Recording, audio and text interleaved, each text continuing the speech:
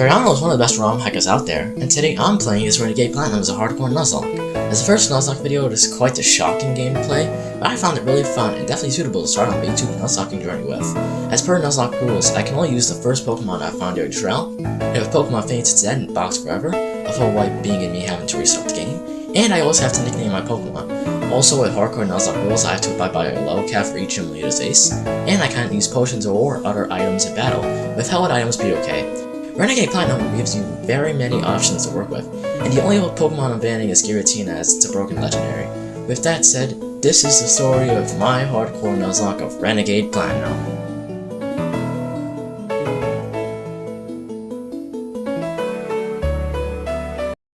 Starting my game, I do end up picking the guy character and name myself Mega, since Mega is totally going to be in Legends EA and is my favorite Pokemon ever. Can you tell I'm copium? Anyways, apparently picking the girl character is the best choice for a Nuzlocke in this game, but I didn't know that, so we press on. Mary comes to annoy us as always, and after getting the bike and the running shoes from my mother, we go to his house, and is that an absentee father coming home with the milk? Yeah, Palmer came back to spend time with his family, but he leaves shortly after. After we go into grass and we're at 201, where Professor Rowan and Dawn meets us, and give us a free starter Pokemon to send out. It doesn't actually matter which one I pick right now, so I go with Chimchar, as Barry will then get Empoleon, which is completely and utterly hopeless against close combat. Actually, we lose the first rival battle against him, which is fine since the challenge officially starts when we get Pokeballs. Chimchar ends up having a gentle nature, which is honestly okay. There's a chance starters can have their hidden abilities, which mine definitely does not. Kinda sucks, but whatever. After beating the totally 27-year-old Cyrus on Lake Verity, I go to Sandgem Town. There, I officially named Chimchar Confucius, and unlike in Vanilla Platinum, Rowan actually lets you have 2 other single starters. I choose Turtwig due to the 1 encounter per area rule and name him Tortoise, and he comes out with a careful nature, which is great. Still a hidden ability though. We can finally pick up some new encounters in the grass now with Pokeballs, and I won't be going at every single encounter, as this makes the video entirely too long. I'll only be talking about Pokemon who actually help with the run, which in that case is Hitman the Bidoof and Emo the Eevee, who has a penis! Yay! After beating Dawn in a battle, we arrive at Jubilife City, where we meet Looker, who is most likely a cuckold, but that's still yet to be determined. After answering some brief questions, we find a reporter in the Pokemon Center, and after winning she gives us the free Kanto starters, which are all great. I ultimately go with Squirtle since he ends up having Rain Dish, which means it will evolve into Drizzle Blastoise, which is utterly broken. I also pick up an egg in the training school, and while I wanted an Elekid, I end up getting an Igglybuff, which has Magic Art in this game. Still pretty solid, and also pick up a Starling around 204 and name it Ross. Drayana has a bad habit of not giving his Raptors Intimidate, so mine is a bit worse for that, having Rakdos instead. He also ran into a Sandshrew in Ravage Path and named it Cable. After evolving my Chimchar into Monferno, it's time to face Barry again right outside Jubilee City. He leaves with Starling, and Eevee is able to chill it down with Quick Attack and Covet, bringing out Munchlax. This is really the main reason I overleveled Confucius here, as Monferno is able to 2-shot Munchlax with Knock Punch. Last out is Piplup, and I send Turtwig in. This thing is Peck, so after being brought down to half by it, I send out Squirtle to not risk a crit. A crit Rock Tomb of my own brings Piplup low, and another one gets the kill. Right after beating Barry, I catch a Spearow I named Fear, and in Orbic Tunnel I get a Geodude I named Mr. Hands. Arriving in Orbic City, I go to Steven Stone's house, because apparently he's in this game for some reason. He gives us a Beldum and name it UFO. This does cut off the Horn starters as our counterless, but that's fine, a trade-off honestly, as Beldum is most likely better anyway. It has a mild nature which sucks, but it has a nice ability and clear body to make up for it. I should also mention that Drayana has littered the world with pretty nice items, such as the Muscle Blade and Sculptants, which are obtainable before the first gym in Renegade Platinum. After finding Roark in the Orbic Mine, he gives us a Moonstone of my choosing, which I use to evolve Eevee into Umbreon. After getting Egglin to the low cap of 16, evolving Hitman into Barrel and Tortoise 2 into Water on the way, it's time to take on Roark.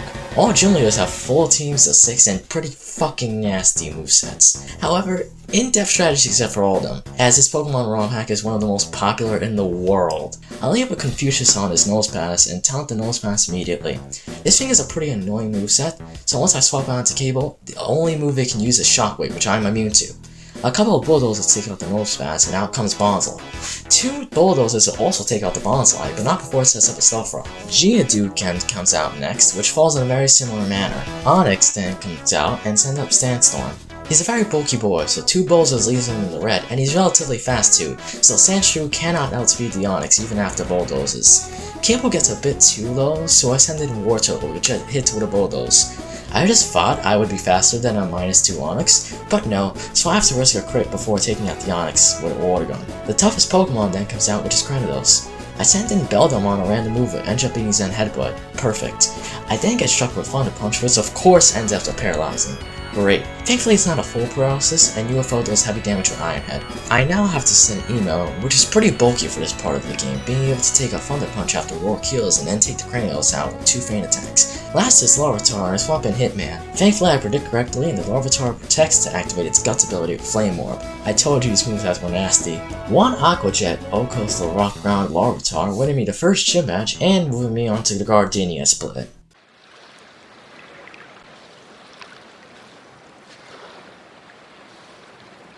Heading out of Orber Gym and going to Barry again, and then Looker. I'm still not sure whether he's a cuckold or not. Once I get back into Jubilee City, I suddenly remember another encounter we can get. Heading into Route 2018, I can speak to this guy who gives me his old rod, and should probably be going to the police officer over there. I will be going with my old rod to fish up a Magikarp. Her name is Omni-Man for some reason. It has Assassination, which is kinda bad. It's still a Gyarados with Intimidate though. Want to roll in a roasting Team Galactic runs in Jubilee City and me and Dawn take them down, we make it to Floroma City. Here we can speak to another reporter, and after defeating her in a battle, she gives us a free Johto Stardust. Unlike the Kanto Stardust, this is a rather tricky decision. Chikorita is worthless, but Cynical ends up coming with adaptability of all things. Seems like an easy decision, but Totodile ends up having an adamant nature, and Intimidate to make things even trickier. I end up going with Cyndaquil as Totodile apparently had 0 attack IVs, and I kinda like Typhlosion. I also pick up a Shroomish in the Floroma Meadow, which I named Toad. Once the Valley Winterworks opens up, I make one into the air, and I forget to prep for Mars before taking her on. Uh-oh. I leave with Monferno against her Zubat, and I have to switch immediately into UFO, who is now Metang. Metang? I don't know. UFO is confused by the Zubat, and after 2 consecutive confusion hits, I have to switch once again to Hitman. One Hyper Fang just somehow takes it out. And Yanma, Lord and Savior, comes in. Hyper Fang hits for 2/3 before Yanma somehow gets 2 detects in a row. I wish I had that luck, but I don't. It doesn't actually matter as Aqua Jet picks up the kill and Bronzor comes in. I switch to Invincible to Quilava, and I kinda expected one Flame Wheel to kill. It doesn't, but another one gets the job done. The devilish Perugly comes in, and I send out our bulkiest mon, Emo. I repeatedly sand attack for some minor chip, but Perugly somehow lands 2 facades in a row to bring Emo into crit range. I make a swap into Hitman, hoping to dodge enough facades in order to kill, but Perugly hits the first one to bring him into 14 HP. The next one misses however, so Hitman can land 1 Hyper Feint to bring Perugly to right above half. Sadly, it wasn't meant to be. Perugly lands a feint attack, which is enough to kill Hitman. First death of the run, and it's a shame Barrel didn't go all out, because he would have easily subdued Perugly on his own with the sheer might of the HM. Confucius comes in one-shot with low kick, so that battle's over, thankfully. Now that the Valley Winterworks is free, I can wait until Friday night to pick up the Drifloon named Balloon Boy, who has a perfect modest nature. I can also use one of the honey trees to pick up a Heracross named Massive. In Renegade Platinum, you have to battle Cheryl as soon as you reach Eternal Forest, but thankfully the team is full of passive walls, so it's a mostly free win. After trekking through the forest, we make our way to Eternal City. The second gym is here, but we can't go in right now. Instead, Mount Coronet has a guaranteed Feebas encounter, which is fantastic as my Lodic is a fairy type and has great— oh, wait, I killed it. Oh, never mind then. Route 216 is actually available to us now, which means that another guaranteed encounter is waiting for us. This one being Sneasel. Now the little shit didn't want to get in the ball, so I had the biggest dishonor of being named at the worst one possible. The trainers here are pretty difficult, and you're not supposed to be this early on in Vanilla Platinum, so each trainers have things like Swallow and Scyther at this point. Thankfully I can sweet guy and talk to Gardenia into her random house. After she goes back to her gym, I head there as well and it's time to take her on. If Roark was anything to go by, the gym leaders get even harder, and Gardenia is no exception. Her lead Blossom is there to annoy you with Teeter Dance and Stun Spore, but when you create Aerial Ace from Fear, make sure that thing doesn't get to do anything. I have the Scope Lens on Fearow and he also has Sniper for some reason, so yeah. I make sure to put the EXP share on Quilava in order for both Fearow and him to level up during the fight. That way, Fear gets Drill Peck with a high crit ratio and Quilava gets Lava for solid damage. Breloom comes out next, which is an instant one-shot even without a crit. Tingle is next, and with a Cobra Berry on the thing I have to switch out. Quilava gets the job done just fine with 1 Lava Plume, which sends out Groddle. This thing is meant to stall you out with Leech Seed and Protect, and also has Bulldoze to deal with fire types. I make a swap to here to dodge potential Bulldoze, but it just goes for Leech Seed, which sucks. I do get off one nasty drill peck to bring it low, but after another swap to core lava, Gardenia heals. I make yet another swap into fear as Leech Seed lands again, and another drill peck brings the grotto low, but tragedy strikes. Firo gets crit by Seed Bomb, which is just enough to take the bird out. Lava actually avenges his fallen teammate with Lava Plume, killing Grotto. Challenge comes out, and this man has a focus dash, meaning Lava Plume can't kill him no matter what. I just go to reversal, and the Challenge actually helps me out, going for Sunny Day. Now with no focus dash, one Lava Plume is playing enough to kill, sending out our ace Rose Raid. Rose Raid is highly deadly to almost everything except Metang, which is what I sent out. Sludge of course does nothing to a steel type, and Magic Leaf does a little bit less than a third. Zen Headbutt from UFO does plenty enough for a 2-shot, even after a Switch Berry from Gardenia. I am still at a crit range for Magic Leaf, so after being brought to half by my Orange Berry, I can risk another Zen Headbutt, which hits to kill Rose Raid, winning me the second gym badge and sending me into Fantina Split.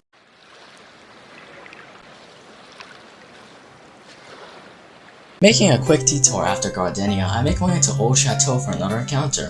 Using repels, we can either guarantee a Gengar or a Rotom, and I end up picking the Rotom for some fantastic type coverage. David here is a neutral nature, and hopefully we can keep him alive. I should also add that, I hear it's amazing when the famous purple stuffed worm in Flapjaw's face with the Tunic Fork does a raw blink on Harry Rock. I need scissors! 61!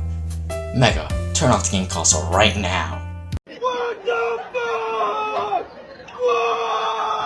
After returning to Eterna City and beating the grunt right in front of the Eterna City HQ, it's time to fight Jupiter.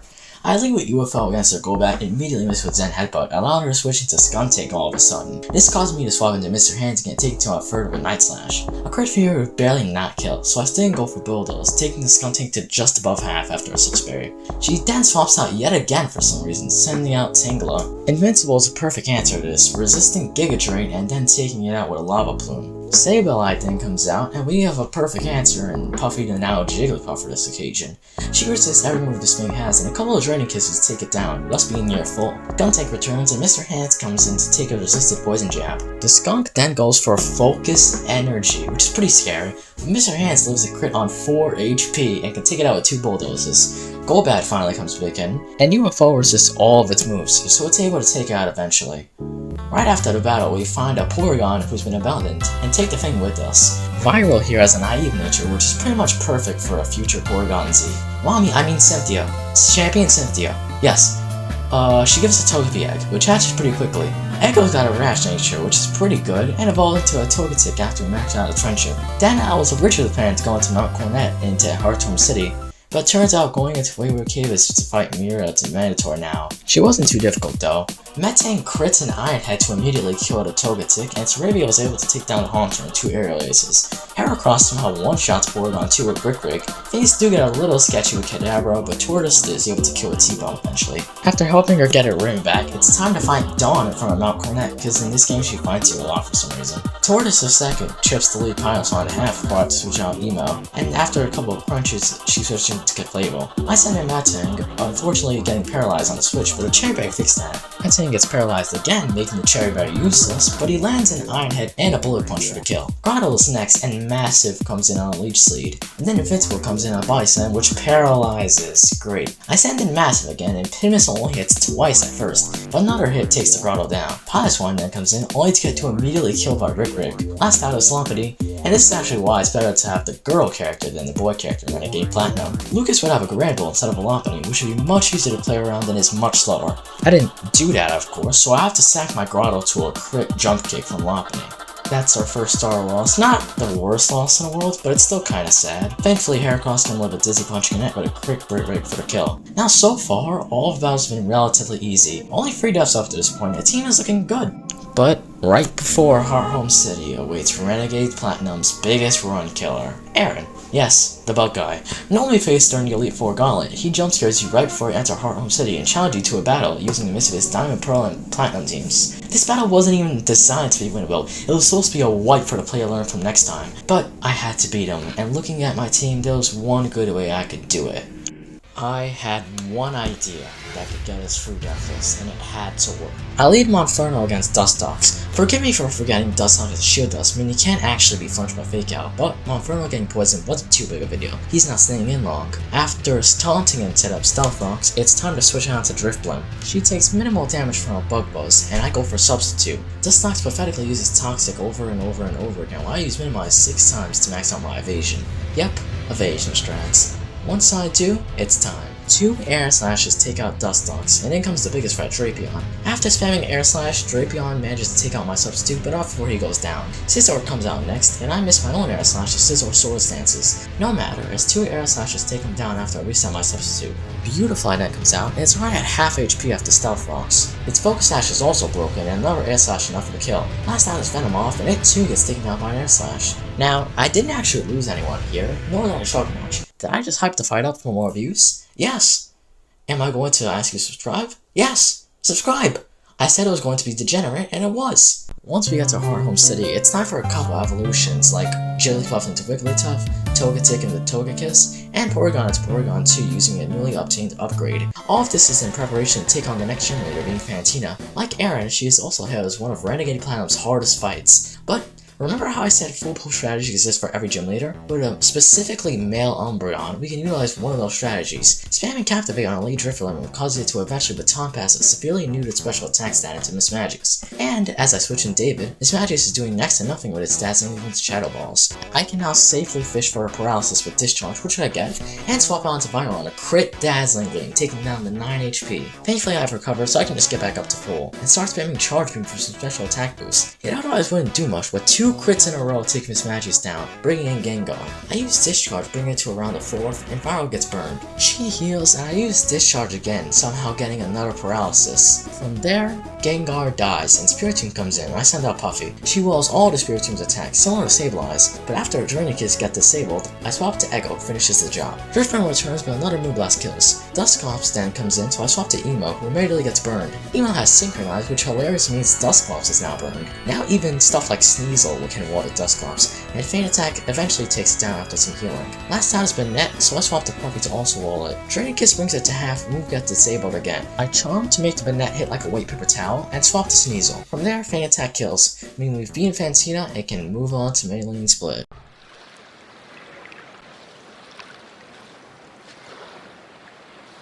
Coming out of Heart Home City, Barry challenged me to battle, as in the vanilla games. He leads with Staravia, with David can one-shot with Discharge. Purplup suffered the same fate, Cuddling Snow has to come out. I get Intimidate on an Omni-Man, and then go to Heracross on a Yawn. Heracross uses limited time to knock off Snorlax's leftovers, and then I swap to Gyarados after he falls asleep. 2 Aqua Tails are painfully enough to kill, sending out his own Heracross to finish up. Gyarados is now asleep himself, many have to switch into Eggo to finish with Moonblast. One of the new story additions in Renegade Platinum is the addition of a new side quest involving Team Galactic at the mansion Route 212. Before that, I catch an Execute on Scramble, which has an adamant nature, oh my fucking god. But whatever. After taking on some Team Galactic runs in the mansion, we're forced to a double battle with Barry against a Saturn and some random guy. This is what I like to call a cleansing, and you'll see shortly. Now, my thought process going into this, and my newly evolved Typhlosion could just steamroll everything with Lava Flume, and this was going to be fine. Obviously not. He can't kill either of the leads while Staravia goes down instead. Thankfully he survives, and Omni-Man comes in while Bronzong gets killed by Heracross. Really tough is then killed as Octillery and Espeon come in. Prinplup gets some minor chip damage on the Octillery as I sent David in for just to miss a Hydro Pump. Snorlax is somehow Barry's last Pokemon already as I heavily damage Espeon with a Shadow Ball. David is injured as Snorlax can painfully kill Espeon with Body Slam, bringing in Raichu. I swap Heracross in as Raichu brings in the half the Thunderbolt, followed by signaling from Octillery. Thankfully Mega Horns lent the next turn as Octillery goes down. Last for Saturn is Toxicroak, and this portion of battle is where things become dire. Toxicroak immediately kills Heracross with a Fake Out, as Snorlax itself just goes for Fake Out for some reason. Drifloon just narrowly survives the Thunderbolt as Snorlax is taken out by Toxicroak as well.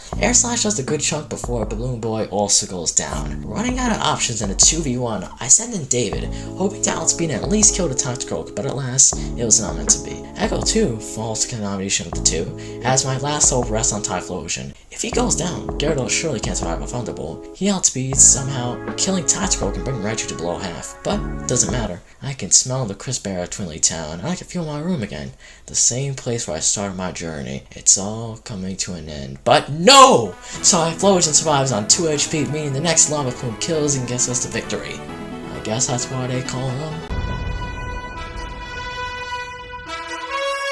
This isn't exactly good news though. 4 of my best team members are still dead, and to add insult to injury, Brayling falls to a random trainer's Gligar right before Veilstone City. Speaking of Veilstone City, the gym is right next door, so I might as well take it on and spite my grief. The gym trainers are actually really annoying, but with a combination of UFO, Viral, who's now a Porygon Z, and a Noctowl, which we recently caught, they're manageable. Maylene is in our sights, and my strategy is actually relatively simple, needing only 2 Pokemon.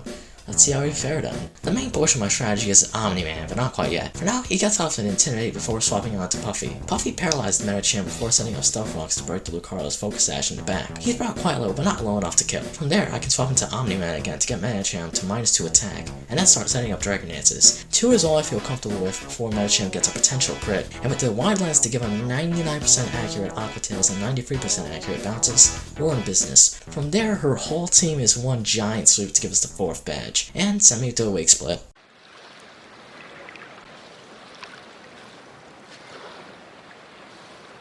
After beating up some more Galacticons for Dawn's Pokédex, I make my way to Route 214 and then Maniac Tunnel where I can get a Hippotas I named Mudang. She has a Nut in nature and a Sandstream ability, so a pretty important pickup. I then go to the actual Route 214 where we roll a Munchlax out of a Honeytree somehow. To be fair, in this game it's a 10% chance, but still it's pretty rare I'd say. We catch him in a Nikocado, and he's out of Lonely Nature, so pretty good. Once we get to Astoria City, I can talk to this random guy who gives us a Lapras out of nowhere, which I named Sea Puppy. Wake's not actually at the gym yet, so I have to veer off into Route 212 to find him. We have to find a fair amount of trains to actually get to him, but there's no risky moment, so I can get Crash Rate to return to the gym. Right before challenging him, however, Barity challenged me to battle. I leave with my Raichu, who has a relaxed nature by the way, so fuck me. He's even trained in speed, however, so he still outspeeds the least Raptor and eviscerates him with Lock Charge. Snorlax is next now, so I send in Infernape to deal with him. Body Slam thankfully does not paralyze, so 1 close combat is more than enough to kill. Napoleon conveniently comes out next, so I can just delete that as well with the same move. Arcanine is next, it has Intimidate, so there's no way 1 close combat kills.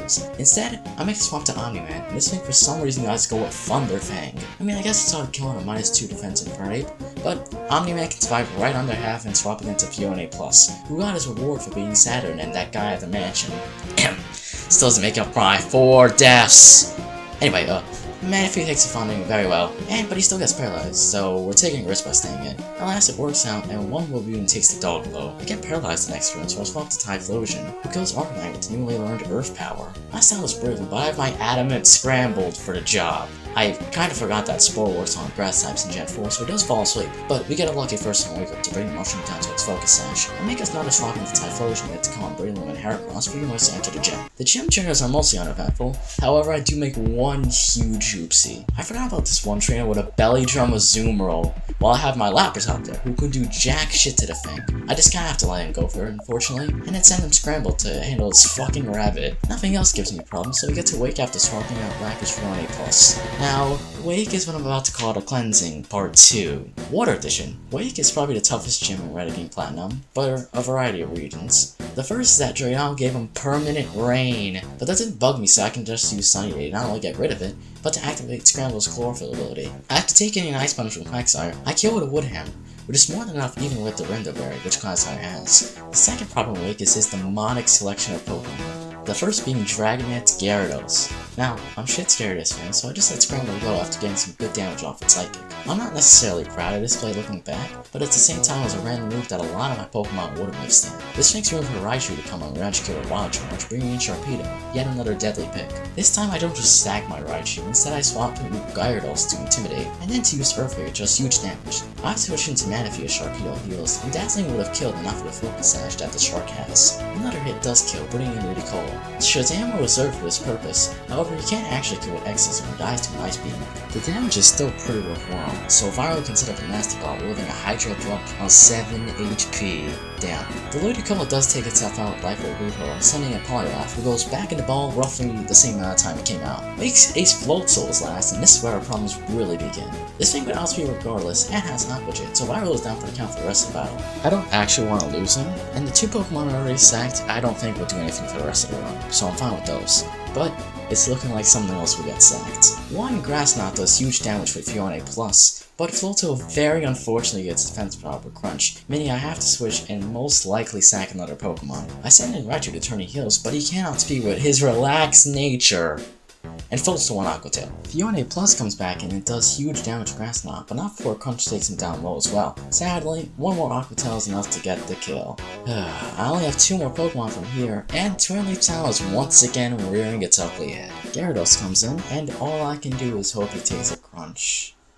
He does! Which means Life Over Recall takes the Floatzel out and wins us the 5th badge. This fight was quite the massacre, but unlike last time I lost quite a few great Pokemon. The only loss I really mourn is Manaphy. The death toll looks quite large as of now, and losing my Mythical doesn't help with that. But I just beat the hardest Shimmy to Renegade Platinum, which moves me on to the Byron Split.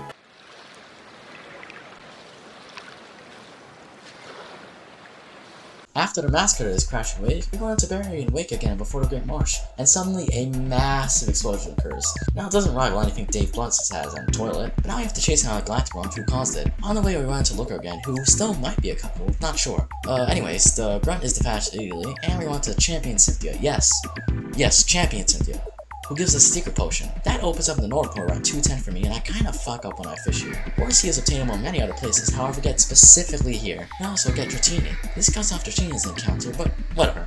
How much you want with Dratini anyway? My neighbor boy Alpha is a lax nature, and flips him to combo well with Drizzle and Blastoise. The transitions up to the Celestic Town are pretty rough, but I can handle them well enough without losing anyone. What I'm really worried about is the Dawn Fight right before Celestic Town. Alakazam was never the problem, as Weavile can just one-shot a knockoff, which is properly buffed in this game, by the way. Against Lopunny, I have Gyarados for the Intimidate, and I set up one Dragon Dance. I didn't have a bounce for the kill, all while taking half my health bar and damage. The Fable defends UFO once again, who has evolved into a beastly Metagross Basket. It tries paralyzing me like last time, and I heal it off with Cherry Berry. Ironhead somehow does not kill, and UFO is permanently paralyzed. Dawn heals as an Ironhead gets a proper roll to kill, bringing him in all Swan. This thing sucks ass, with Omni-Man intimidating it, and with Confucius using Choice Panic close combat on it, the pick goes down relatively easily. Against Vaporeon, I pivot in at Metagross, and then Porygon Z while Vaporeon misses a Hydro Pump. This is kinda few, but I can get off a nasty pump before killing Vaporeon. Now with an upgraded special attack, I can kill Torterra with a tri-attack, winning the battle. In Celestic Town, I meet with Cynthia's glorious grandma. Atyrus has to come in and interrupt our sweet time together. His ass has to be beaten then.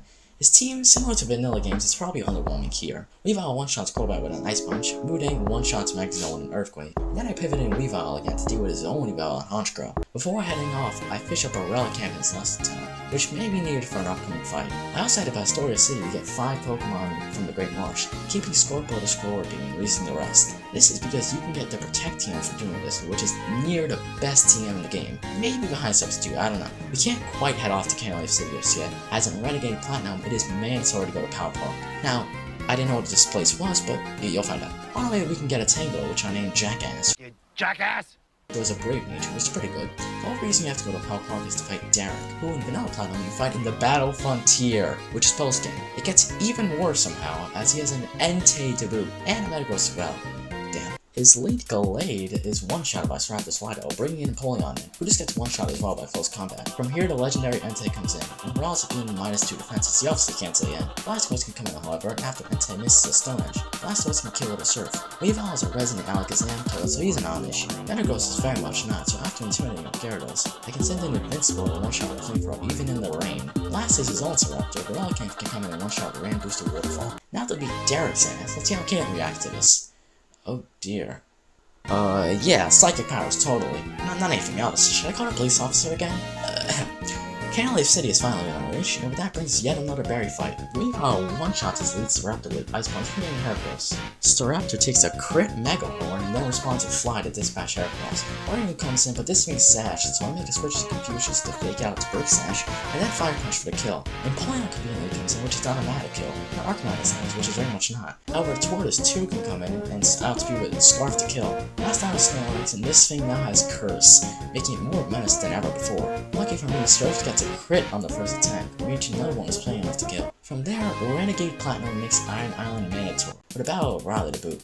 Confucius instantly kills his lead Absol with close combat, bringing in Salamence. Rallycamp attempts to thaw this things out, but eventually Rally preemptively switches into Metagross. No matter, as Gyarados can come in and two-shot with Earthquake. Earthswing comes in as a response, so Confucius comes in and yet again one-shot with close combat. Salamence returns on a Sliver, so I just went for close combat again, but Rally heals, so I probably just swapped into Rallycamp. I try repeating why I didn't need to start a battle, but Salamence cuts a short Dragon Rush, which somehow lands and takes Rallycamp down. Weavile can come in a revenge kill, but Adaptability Lucario comes in, meaning I have to switch. I just pray Invincible comes out on Meteor Mash, but no, it's a jump kick, and it misses! Oh, thank God. I did have a Focus Sash just in case, so it wouldn't have been deadly, but still. He easily kills Lucario, and Slacken comes in last. I have Substitute to stall out Truant turns, but Invincible is powered off to just two-shot with Flamethrower. After catching a Ceiling Sign, HIV in Iron Island, and helping Rally out with some Galacticons, it's time for Byron's gym. The gym trainers are practically free with Infernape on Typhlosion, meaning Byron comes up shortly. His Bronzong is a pretty exploitable lead with Infernape taunting it, it can only go for Gyro Ball now. I set up Stealth Fox to break Aggron Sash in the back, before swapping to Invincible. From there, I one-shot literally every member of his team. Even bulky behemoths like Bash Yodeon get one-tap by Earth Power. I decided to fuck around a little bit with Magnezone as the last Pokemon, but I'm not punished as I Thunder Waves into my Substitute. It too dies shortly, meaning I've got my 6th gym badge and can go to the Candice Split.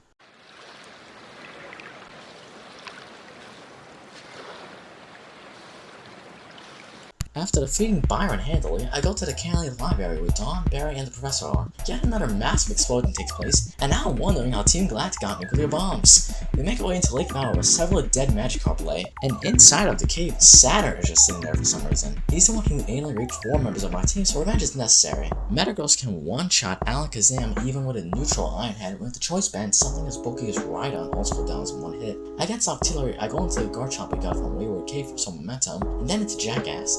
It leaves for a missed here that would be pretty catastrophic, but it doesn't. I'm on to bet Totscroll could go onto one Earthquake from Jackass, but I'm scarfed, so back in the Garchomp we go and kill an Earthquake. Bronzong only has Levitate, so Invincible has to come in and kill a Flamethrower. Against Mars, it's a similar story. UFO is a Chesto Berry to avoid the sleep chance from Hypnosis, and Revenge Kill is in Headbutt on the Crobat. A Kangaskhan is Crunch, so it'd be safe if I swap into Confucius to go with close combat. Our favorite Mega comes in, so we'll swap to Invincible and Psychic is needed. Mega detects the next turn, but somehow I outspeed it and still kill with Flamethrower. Invincible was scarfed and EV trained in speed, but it still kinda surprised me. Bronzong suffered the same fate, bringing in Ferugly. UFO can come in out of Hypnosis, and after sleeping a few turns, it can get to heal with Hammer Arm. This is the part of Vanilla Platinum where we actually should be going to the Snowy Wastelands around 216, and I call my way up to Snowpoint City. To enter the gym, we have to battle some H trainers in front of the Stormpoint Temple, however. The teams are pretty scary, but they're manageable with Roz, Viral, and Argarchomp. The reason I have to come down here is to help Candice and Maylene and handle this big guy called Regigigas and tire him out. I'm picturing something very gross here, so my apologies. Right before heading to the gym, I try going to Fuego Ironworks to pick up Magnemite, which would be great for the gym and for the A1, but fuck. Whatever, I guess we'll have to go with Pokemon we have. The gym trainers are very annoying, and have monsters like Mamoswine and Lapras, but the gym puzzle is eventually completed, bringing me to Candice. Similar to how Wake has permanent rain, Candice has permanent hail with Elite Abomasnow, since weather abilities set the weather of their choice forever in this gen. Confusion is Sunny way to get rid of the hail, and can live in Earthly with his Health Focus Sash. This thing is Ice Shard, so a swap to Invincible is absolutely mandatory, and you can go with Flamethrower. Walrein comes in, and Invincible can actually just get really low with Flamethrower before being yawned. To avoid a sleep, I switch into UFO, who can kill the Bandit Ironhead. We follow the race, so I bring in Steelix to handle it. He goes for Swords Dance, I still go for Shadow Ball to bring down to a Focus Sash. Weavile goes for Swords Dance again. Each hobby can actually take a +4 Ice Crash, but he flinches. Shit. I just have to let him go from here. I do have priority in Fairness Fake Out, but if I didn't, I would probably just wipe right there and here. Mamoswine comes in, and I have Tangrowth to handle it. Ice Shard barely dents Tangrowth's base 105 defense, and Lace Storm yet again hits for the clean one-shot. Glaceon is next, and UFO comes in on a Blizzard Mist to kill an Ironhead. Last out is Frostlass, and we have a dedicated counter of very own Weavile. And after eating a soft Shadow Ball, he killed an Ironhead. Losing Steelix is kinda bad, but the price was paid to get me the 7th gym badge and move me to the penultimate Volkner Split.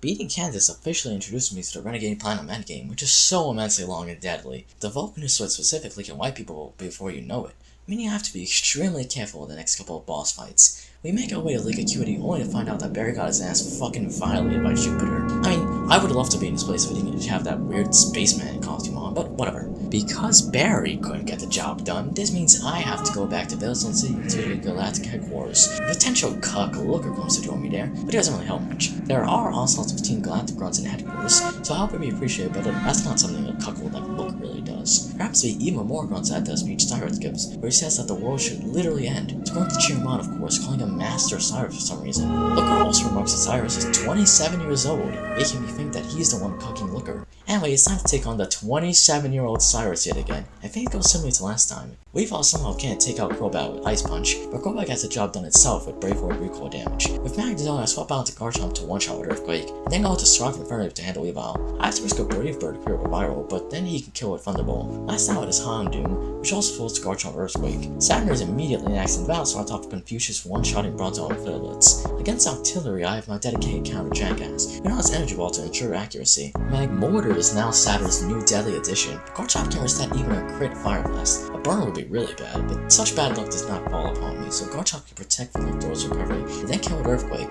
Alakazam comes out, so I have never dedicated counter and Weavile to handle him. Dazzling Game doesn't even take Weavile down to his Sash, we need one knockoff kills. Sending a Tactical who also has a Focus Sash. Tactical conveniently breaks that Sash upon my Garchomp's Rough Skin and falls to Earthquake. Last time was my period, and I just stand with my Garchomp. This was a bit of a misplay, as a crit Airmon would be enough to take out Garchomp, but yet again we get lucky in 2-shot with Earthquake. Those two battles are nothing compared to what's about to happen on Spirit Pillar though. I have to be very careful with team building, meaning I have to bring my very best. Invincible and UFO mainstays, and Must Springs for the fight ahead. Scorpo is new, but with a Sniper Scope Lens set, he'll get some good kills in. Nurse Joy to Blissey is very new, but she'll be almost necessary for the rest of the game. Omni-Man and Jackass are also here, and they're key players as well. Scaling up Mount Coronet, Looker greets me for one last time, and right here, I realize something. Looker is not a cuckold. No, he never has been. He's a faggot. Anyways, after a load of galactic runs, it's time for a deadly 12v12, a battle with Mars and Jupiter on Spirit Pillar. For the sake of time, I'm not even going to try go over this fight. And all I can say is that Jackass lost his life to, oh god, Yanmega's Hurricane, And Scorpo couldn't get the kill with Tight Cross Potion on Jupiter's Tangrowth, so he died a pathetic death at the hands of a Focus Miss. Also, Invincible swept 4 of Jupiter's Mons corruption alone, so yeah. That battle wipes even expert Nuzlockers like Elijah HG, so the fact that I made it out with only 2 deaths is kinda impressive. After Cyrus summons the little god of the underworld, literally, he's right there for fuck's sake. I have to hop into Distortion World to fight him one last time. This time around, he only has 2 Pokemon. Wow, I mean, he's making it easy for me, really. I sure do wonder what the fuck? Okay, this isn't actually that bad, despite Cyrus having presented me 2 over-leveled gods. Both of them have 0 IVs across the board, making them the worst possible Dialga Pokemon you could possibly get. Also, it violated the Flygon right at the cap of 62. I can outspeed and guarantee to one-shot Draco Meteor on Palkia, while Infernape flinches Dialga with Fake Out. I'm 99% sure here the right play is just staying with Flygon and just double target Dialga, but I swapped to Weavile when Infernape gets a Dialga with close combat. From here, any move will do, killing Dialga and moving on to part 2 of the Cyrus fight. This time with his whole team of 6. Thankfully, I'm healing between the 2 fights, making things that much easier. Sadly, it's not easy enough to prevent me from making one of the biggest mistakes of the entire run. I try using Fake Out with Confucius to flinch Crobat, but of course, Frograt has Inner to focus, meaning Fake Out does nothing. Crobat can now go for the Choice Bandits and Headbutt,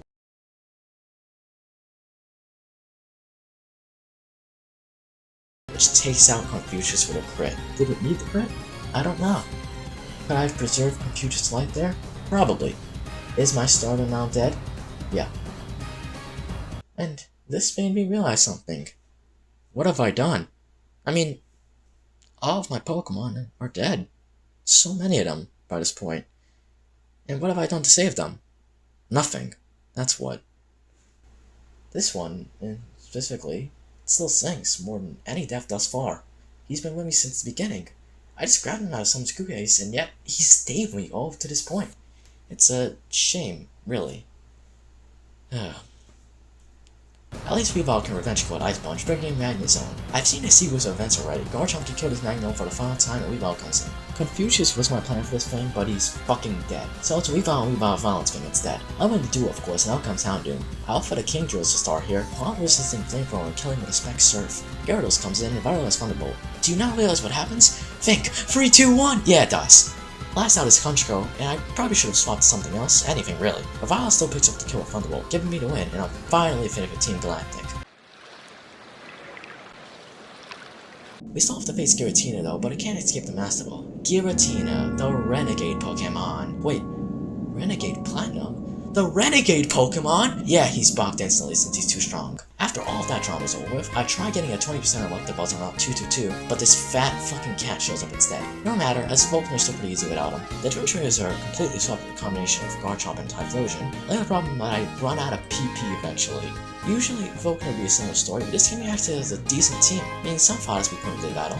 So, not much. Garchomp can easily read Jolteon down with his Focus Sash with Earthquake and kill him the next turn. Luxray intimidates me, and fearing Ice Fang, I swap into Invincible to one-shot with Specs Earth Power. The first of his two Rotoms comes out, rest in peace David, so I swap into Blissey, and then Snorlax on a Thunder Wave. Paralysis makes me a little bit difficult, but a great strength one-shots Rotom. Electivire comes in, and this thing can one-shot Snorlax 10 times over close combat, so switching into Violator is necessary. The defense drop from close combat makes sure Flygon can kill with Earth Power, which is instab since Flygon is Bug Dragon this game. The other Rotom then comes out, and Blissey drops the Star thing out with Toxin Protect. With special defense and HP investment, Blissey literally cannot die. So, he gets the job done, bringing out Volkner's final Pokemon, Raichu. Garchomp switching on a quick Focus Blast, bringing him extremely low. You don't actually need to care, however, as Garchomp is Scarf, meaning he can get outspeed and one-shot with Earthquake. The 8th gym badge is mine, and we can finally move on to the final split of Renegade Platinum.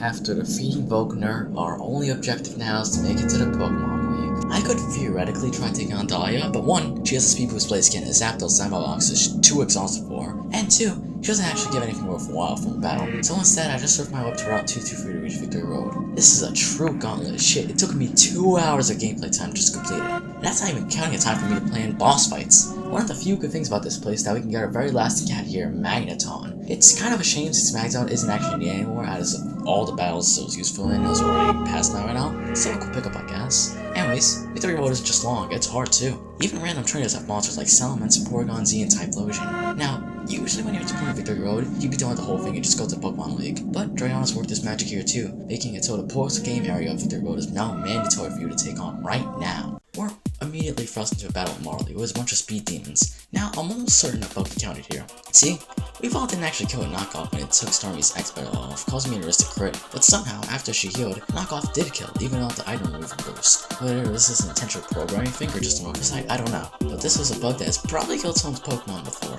Though, thankfully not my Weavile. But welcome my Weavile's Arcanine, so I swapped into Kingdra to kill its Surf. Sceptile comes out and I'm Specs, so instead of just killing him with Ice Beam Mirror, I swapped to Nikocado to stall the Sceptile out. Weavile is next, so after protecting the leftovers recovered, I swapped into Moodang of all things. Sounds weird, I know, but after taking an Ice Crash, I can revenge kill its superpower. Electro comes out and, you know, like a retard, I protect here, thinking that the Pokeball will go boom. It just has a light screen, and now this thing has one singular move to go for here. I try for the double protect, and it's not meant to be. And this is where I realized this was always going to happen, and there was nothing I could do to possibly prevent it. Last is Crobat, and Violet comes out here. Something was absolutely fucking with the AI's code in this battle. A Psychic does less than half and it absolutely should be doing more. Psychic is still a 2-shot to break the record though. After we beat Marley, this portion of the game is mainly meant to be double battles with her. Thank god all of the trainers here have been taken on in single battles, or else we might be staring on a whiteboard with our limited box. After a while, Victory Road finally lets up and Route 224 is right in front of us. There is one last battle with Dawn here, which goes smoothly enough. Ross does die after missing the one-shot close combat against Ramsthorn, but he's not coming to Elite Four, so I'm willing to let him go. After some backtracking to the main part of Victory Road, Pokemon League is finally in front of us. One last fight with Barry occurs like in the originals, but this fight also goes relatively smoothly. I'm pretty much just doing what I've been doing for most of our battles, so I don't have much to note here other than the Snorlax almost made me shit my pants. He took out Omni-Man after paralyzing with Body Slam, and then Vile as well after the Mystic Kill with Tri-Attack. He doesn't heal for some reason, using Alta can get the kill, subduing the only real threat of battle. That was the final fight for the Elite Four, and the reason why I haven't seen Garchomp, Flygon, Typhlosion, Blastoise, or Blissey since the Volkner Split. That's really only because I'm using them for the Elite Four, so risking them in fights I could just use other Pokemon has no point. I still need a 6 team member, so I go to Lake Val to get Azelf, who's a Psychic Fairy type in this game. In retrospect, I should have just gone with something like Alpha or UFO as a strong final pick, but Alpha has his job pretty much just done by Violator and Taurus 2, and UFO doesn't match up well against Elite Four, so that's pretty much my team. Invincible is mini MVP so far, and has a good chance to sweep Aaron all by himself. Garchomp is an overall strong Pokemon, and will be good for Flynn to get some variants of Cynthia's team. Azelf I pretty much stood out for being a Fairy type, which I severely lack now, and it can go boom if needed. Nurse Joy can take even super effective hits, and can whittle down opponents with Toxic, Protect, and Seismic Toss. Violator's just a strong pick, and it's something I want to try for a while. Lastly, Blastoise has been with us almost as long as our journey's been going, and it's good for Dark and Flip. There's not much I can do now. Everything is fully EV trained, and it's about the best movesets I can possibly give them. All there is to do now is to go for it.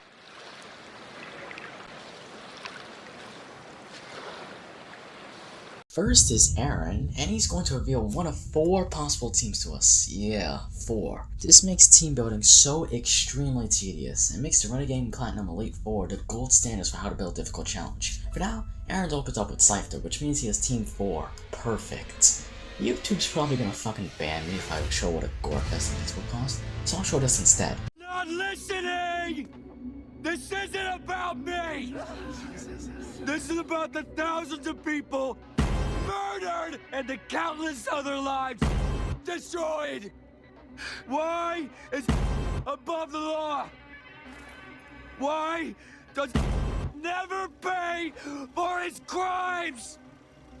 Where is it when people are trying to put their world back together? Okay, buddy, we hear you. So, what do you want? What do I want? I want the truth. I want justice. I want...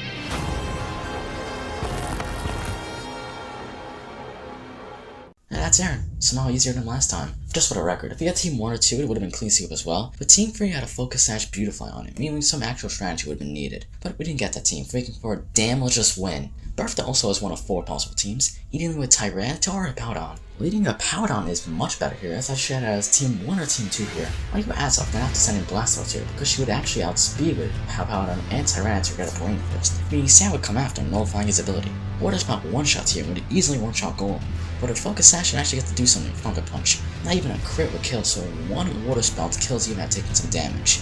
Donphan's next, but gets clapped by a Water Spout instantly. Whiscash is next, and I try one-shot with Water Spout. It only takes the fish down below half, meaning Earthquake gets Blastoise low. Another Water Spout does like nothing here, meaning a switch to Azelf is mandatory. Azelf is Energy Ball here, so Whiscash and Erase Rap here are easy pickings. That's not his class score, but his special defense is not great, so 2 of us get the kill and the win. Flint here is next, and we're looking to make him as depressed as his buddy Volkner.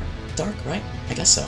You can't quite do that as Liquid Torkoal, I mean this is Team 4. That's a bit inconvenient, as Torkoal gets the Sun app after we get the Arena. I can swap to Blissey on Self Sword and Poison Turtle, going back into Blastoise instead of Rain finally. Torkoal is stuck after powering up the previously one-turn Solar Beam, so I took this opportunity to kill it, Houndoom, and Arcanine with a Roark Split. Typhlosion is scarfed to outspeed my Scarf Blastoise, meaning interruption hits for not actually much in the rain. Blastoise can resume his debauchery, killing Typhlosion and Magmortar, and Drift Glimpse last. I want to be extra careful here. So out comes Nerf Short to start out toxic. This ends up being painstaking, I mean painstakingly long, Flint healing, and Blissey can't do any actual direct damage to Typhon Toss, but the battle's eventually won. Last is Lucian. The rest of Elite 4 has been easy, right? Like running a marathon, and you're in first place. Well, I tripped and bust my ass at Lucian. This time I lead with Blissey and reveals Mr. Mime, which means he got Team 1. I tried Toxicon at Blissey, but Lucian kinda just said fuck this and goes out into Alakazam. I also tried Toxicon on this thing. After an embarrassing amount of turns, I realized something. Alakazam isn't taking any damage. I forgot all about its Magic Guard ability, meaning there's no real point in thinking with Blissey. Luckily Garchomp come in and take out Alakazam and Mr. Mime, but let's be honest, I kinda need to switch. Azelf comes in on Dazzling Gleam, and the next back I should've just gone Boom here, but I didn't, and I swapped into Blastoise. Water Spout brings Espeon down comically low. After healing, Blastoise needs to get out. This time I try going into Azelf and going Boom, but Espeon kills somehow with its Psychic. Flying then comes in and I punch myself, knowing that he has better all this time and could just kill Espeon with Bug Buzz. Metagross comes out and Bug Buzz can't even kill with Specs, so Flygon has to live a medium rash on low health. The next hit does kill and Bronzong comes in. Blastoise is set on a weak send headbutt, and in this situation I kinda just have to sack Blastoise. Surf does a nice amount of damage before Tortoise 2 goes down. Another devastating loss, and one that we actually kinda needed. Flygon revenge kills and Blade is lost out. Flygon is also on the chopping block here, but a crit Bug Buzz saves the poor thing and wins just a battle. Losing 2 teamers before Cynthia and a ROM hacker of things is really bad. I don't even know what team she has. But there's not much we can do from here. If these 4 can win the Nuzlocke, then so be it. If they can't, then so be it. No matter who wins this battle, it ends here.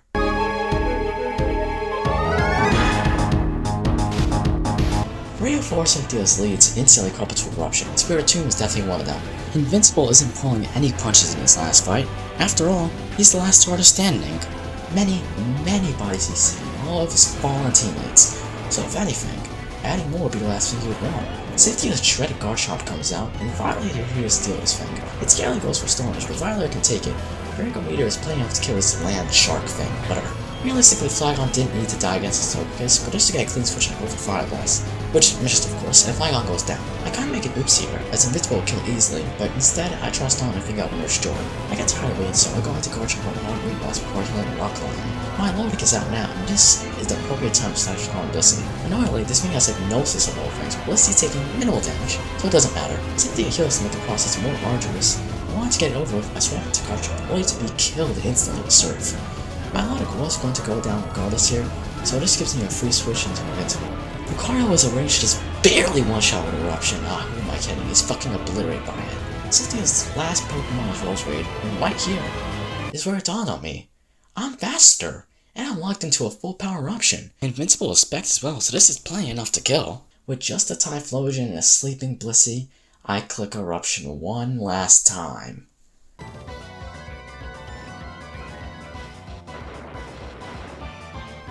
As Typhlosion suits his guts out of his neck, I've done it. With 26 deaths, 38 hours played, and many things learned along the way, I've beaten a Renegade Platinum Hardcore Nuzlocke my very first attempt. So, what did I learn? First, Typhlosion in this game is beyond busted. No, but just in this game for some reason, he doesn't get adaptability in any other Dragonite. Second, I've risked too many critical hits this run, and Archie can fuck you up big time. First, and most importantly, I have to get better. There's plenty of misplays and risk in this run, and if I'm to beat way harder ROM hacks like Emerald, Kaizo, and Run It Bun, I have to be smarter. So what should I do next? Say your gold, Blaze back 2 Redux, something else? It's really up to you guys in the comments. Make sure to promote this video as much as you can. I mean, this is my first try in a while, and all the support possible will be nice. Finally, please subscribe, I'm begging you.